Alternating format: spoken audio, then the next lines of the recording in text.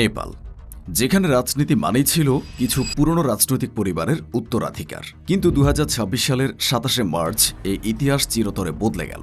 ৩৫ বছর বয়সী এক তরুণ, যার দু চোখে একজোড়া আইকনিক কালো চশমা, তিনি যখন নেপালের ৪৭তম প্রধানমন্ত্রী হিসেবে শপথ নিতে উঠলেন, তখন রাজপ্রাসাদের দেওয়ালে দেওয়ালে প্রতিধ্বনি হচ্ছিল এক নতুন বিপ্লবের বার্তা। হ্যাঁ, বলছিলাম বালেন্দ্র শাহর কথা। নেপালি তরুণদের কাছে শুধু বালেন একজন সিভিল ইঞ্জিনিয়ার, একজন স্ট্রাকচারাল এক্সপার্ট, আর সবচেয়ে বড় কথা একজন রেপার। কিভাবে এই অসাধ্য সাধন হলো? দ্য বাংলা ভয়েসের আজকের ভিডিওতে আমরা বালেন্দ্র শাহের জীবনের প্রতিটি গোপন অধ্যায় উন্মোচন করব। তার জন্ম থেকে শুরু করে তার বাবা মায়ের পরিচয়, ভাইয়ের শোককে শক্তিতে রূপান্তরের গল্প, তার কঠিন শিক্ষা জীবন এবং কিভাবে একজন শিল্পী থেকে তিনি রাষ্ট্রনায়ক হয়ে উঠলেন, তার পূর্ণাঙ্গ জীবন গাথা বা বায়োগ্রাফি হবে আমাদের আজকের মূল আলোচনা।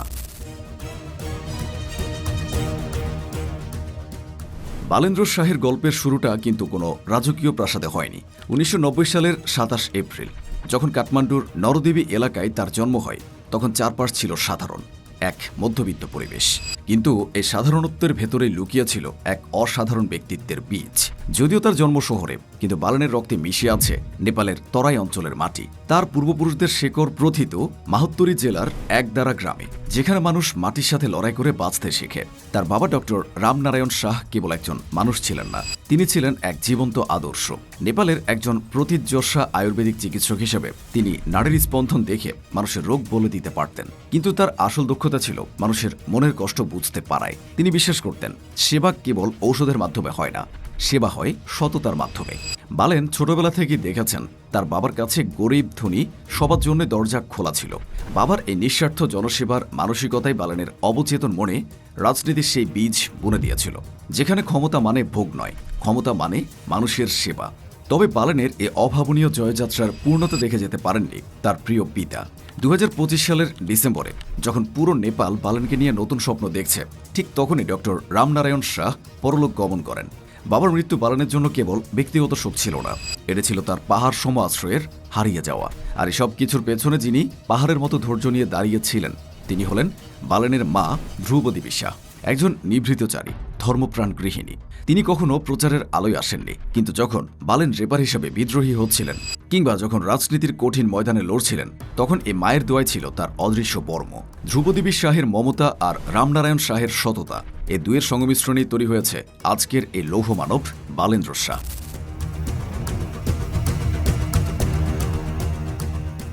বালেন শাহ একজন অত্যন্ত মেধাবী ছাত্র ছিলেন। তার প্রাথমিক পড়াশোনা শুরু হয় কাঠমান্ডুর অ্যালায়েন্স একাডেমিতে। মাধ্যমিকের পর তিনি VS নিকেতন স্কুল থেকে উচ্চ মাধ্যমিক শেষ করেন।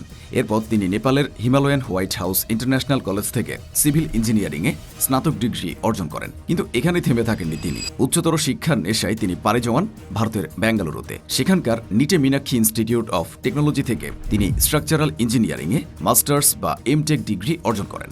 এমনকি কাঠমান্ডু ইউনিভার্সিটি থেকে তিনি PhD রিসার্চ ফেলোশিপও লাভ করেন। নেপালের ২০১৫ সালের ভয়াবহ ভূমিকম্পের পর ধ্বংসস্তূপের উপর নতুন অবকাঠামো নির্মাণের কারিগর ছিলেন এই বালেন শাহ। বালেন্দ্র শাহের জীবনের সবচেয়ে শক্তিশালী অংশ হল তার পরিবার। শাহ পরিবারটি ছিল হাসি, গান আর মায়ার এক নিবিড় নীড়। তিনি ছিলেন তার বাবা মায়ের কনিষ্ঠ এবং সবচেয়ে আদরের সন্তান। তার শৈশব আনন্দময় হয়ে উঠেছিল দুই বড় ভাই কৌশল ও রওশন এবং দুই বড় বোন অনমিকা ও সুজাতার স্নেহে।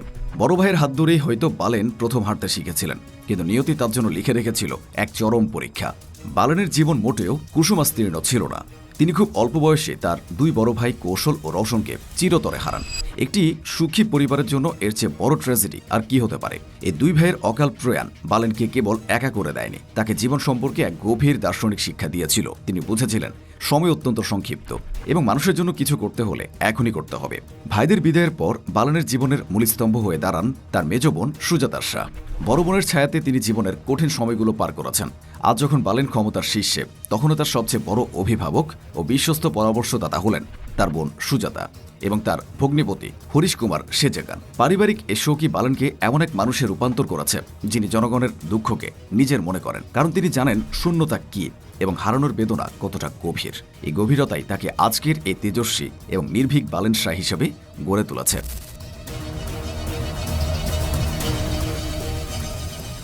পড়াশোনার পাশাপাশি বালেনের ছিল শিল্পের প্রতি অগাধ ভালোবাসা। 2012 সালে নবম শ্রেণীতে থাকার সময় তিনি লিখেছিলেন তার প্রথম র্যাপ গান সড়ক বালক। এরপর 2013 সালে রবার্টস নামের একটি ইউটিউব র্যাপ ব্যাটল সিরিজের মাধ্যমে তিনি নেপালি হিপ হপ বা নেপ-হপ জগতে এক ঝড়ের সৃষ্টি করেন। তার গানগুলো কেবল বিনোদন ছিল না, সেগুলো ছিল সমাজের অন্যায়ের বিরুদ্ধে এক একটি বুলেট। দুর্নীতি, দারিদ্র্য আর সিস্টেমের বিরুদ্ধে তার গানগুলো তরুণ প্রজন্মের মনে আগুন জ্বালিয়ে দেয়। সেই সময় থেকে তার চোখের সেই কালো সানগ্লাস তার পরিচয়ের অবিচ্ছেদ্য অংশ হয়ে ওঠে। মানুষ তাকে ভালোবেসে ডাকতে শুরু করে বালেন। বালেনের এই দীর্ঘ লড়াইয়ের পেছনের মূল অনুপ্রেরণা তার স্ত্রী সাবিনা কাফলে। সাবিনা নিজে একজন জনস্বাস্থ্য বিশেষজ্ঞ এবং অত্যন্ত সফল একজন লেখিকা ও কবি। তাদের প্রেম কাহিনী অনেকটা স্বপ্নের মতো। ইন্টারনেটে কবিতার মাধ্যমে তাদের প্রথম পরিচয়, যা পরে প্রণয়ে রূপ নেয়। 2018 সালে তারা বিবাহ বন্ধনে আবদ্ধ হন। 2023 সালে তাদের কোলে আসে এক ফুটফুটে কন্যা সন্তান। সাবিনা কেবল বালেনের স্ত্রী নন, বরং তার রাজনৈতিক স্ট্র্যাটেজি বা রণকৌশলের পেছনের এক নীরব মস্তিষ্ক। 2022 সালে স্বতন্ত্র মেয়র হিসেবে বালেন শাহ যখন লৌহ বা সুজি প্রতীক নিয়ে জিতেছিলেন, তখন বোঝা গিয়েছিল নেপাল বদলাতে শুরু করেছে। কিন্তু 2026 সালের নির্বাচনে তার প্রধানমন্ত্রী হওয়ার পথটা প্রশস্ত হয়েছিল 2025 সালের এক রক্তঝরা অধ্যায়ের মধ্য দিয়ে। 2025 সালের সেপ্টেম্বর মাস দুর্নীতির পাহাড়, স্বজনপ্রীতি আর সোশ্যাল মিডিয়া বন্ধ করে কণ্ঠরোধ করার প্রচেষ্টায় ফুটে ওঠে নেপালের তরুণ প্রজন্ম বা জেনজি। নেপালের রাস্তায় নেমে আসে লাখ লাখ মানুষ। শুরু হয় ঐতিহাসিক এক গণ অভ্যুত্থান। তৎকালীন সরকারের দমন পীড়নে ঝরে পড়ে 77টি প্রাণ। কিন্তু মৃত্যুভয় উপেক্ষা করে আন্দোলনকারীরা যখন চারপাশ স্তব্ধ করে দিচ্ছিল, তখন এই উত্তাল সমুদ্রের ধ্রুবতারা হিসেবে আবির্ভূত হন বালেন শাহ। মেয়র থাকাকালীন তিনি সরাসরি এই অন্যায়ের বিরুদ্ধে অবস্থান নেন। তিনি কেবল প্রশাসনিক দায় নয়, মানসিকভাবেও এ আন্দোলনের চালিকা শক্তি হয়ে ওঠেন তারুণ্যের আস্থার একমাত্র শেষ ঠিকানা। গণঅভ্যুত্থানের চাপে সরকার পদত্যাগ করতে বাধ্য হয় এবং গঠিত হয় অন্তর্বর্তীকালীন সরকার। এই টালমাটাল পরিস্থিতির মাঝেই 2026 সালের 5ই মার্চ অনুষ্ঠিত হয় নেপালের সাধারণ নির্বাচন। বালেন শাহ মেয়র পদ থেকে পদত্যাগ করে যোগ দেন রাষ্ট্রীয় স্বতন্ত্র পার্টি আরএসপিতে। তার দল কোনো পুরনো রাজনীতি নয়, বরং টেকনোক্রেটিক ও দুর্নীতিমুক্ত নেপাল গড়ার ডাক দেয়। ফল যা হলো তা নেপালের ইতিহাসে আর কখনো ঘটেনি। বালেন শাহের নেতৃত্বে আরএসপি 182টি আসনে জয়লাভ করে একচেটিয়া সংখ্যাগরিষ্ঠতা পায়। এমনকি নেপালের প্রভাবশালী নেতা ও সাবেক প্রধানমন্ত্রী কেপি শর্মা ওলিকেও তার নিজ আসনে পরাজিত করে বিশ্বকে তাক লাগিয়ে দেন বালেন। অবশেষে 27 মার্চ 2026 তারিখে বালেন শাহ নেপালের 47তম প্রধানমন্ত্রী হিসেবে শপথ নেন। র্যাপ মিউজিক থেকে শুরু হওয়া সে বিদ্রোহের কণ্ঠ আজ রূপান্তরিত হয় রাষ্ট্রের সর্বোচ্চ ক্ষমতায়।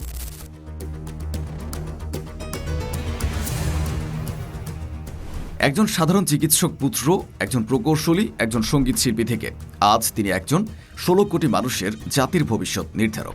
বালেন শাহের এই কর্মকাণ্ড প্রমাণ করেছে যে আপনি যদি সৎ হন এবং আপনার চোখে যদি স্বপ্ন থাকে, তবে পৃথিবীর কোনো শক্তি আপনাকে দমিয়ে রাখতে পারবে না। নেপাল আজ নতুন ভোরের অপেক্ষায়, আর সে ভোরের কাণ্ডারি হচ্ছেন বালেন্দ্র শাহ। তাই বন্ধুরা, বালেন শাহের রাজনৈতিক উত্থান এবং পরিচয় নিয়ে আপনার মতামত কি, তা অবশ্যই আমাদের কমেন্ট করে জানাবেন। ভিডিওটি ভালো লাগলে লাইক, কমেন্ট, শেয়ার করুন এবং দ্য বাংলা ভয়েস চ্যানেলটি সাবস্ক্রাইব করে আমাদের সাথেই থাকুন। ধন্যবাদ।